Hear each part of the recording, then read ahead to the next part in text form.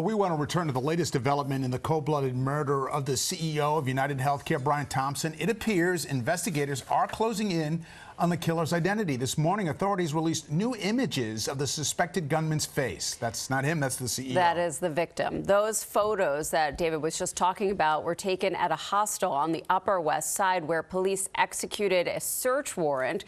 The shooter has been on the run since early yesterday morning when he gunned down Thompson outside the New York Hilton on 6th Avenue in what authorities say was clearly a targeted attack. ABC News investigative reporter Aaron Katersky joining us live now. Dig a little deeper into the details in this case. Aaron, thanks for joining us. You know, investigators are gathering more and more evidence in this case. What right now stands out to you?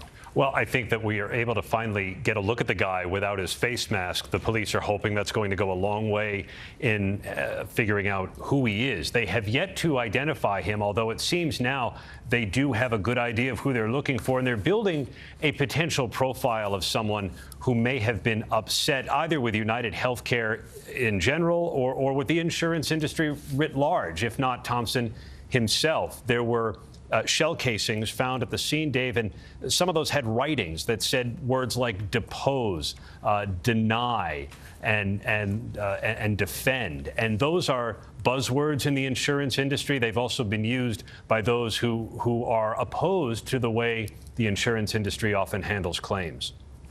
And Aaron, now that we have images of this suspect, do we have any sense of whether he has ties to New York, or was he really maybe planning this for, we know it was pre-planned, but for how long? He had to know about this conference. He had to know about the hotel that Thompson was staying in.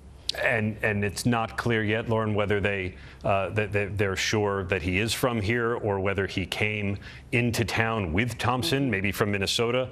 They just haven't said yet where their investigation is taking them, although they have, we know, traveled or at least initiated some contacts with police in other jurisdictions.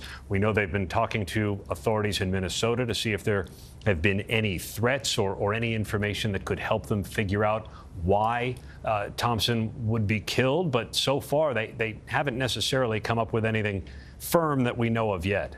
You know, there's also been questions about the gun that was used in this killing. You know, at first reports, they talked about it was a gun with possibly a silencer, and then reports came out that it was a gun that is a very unique type of weapon that kind of has the silencer built into it, if you will, and requires the chamber to be cleaned out, as was seen in this shooting. Yep. What can you tell us more about that? It is a unique 9mm pistol, and the long barrel has the effect of acting as a silencer. There's not a screw-on silencer that you often see on some guns, and it is a manual cycle. The chamber is in the grip of the gun. It has to be manually cycled to get a new bullet into the chamber to fire, and that's reflected on the video that we've seen of the shooting unfolding. You see also the jam temporarily, and the shooter is able to fix the jam and continue firing. So to police, it indicates familiarity, a technical proficiency with the weapon, although at this point they don't necessarily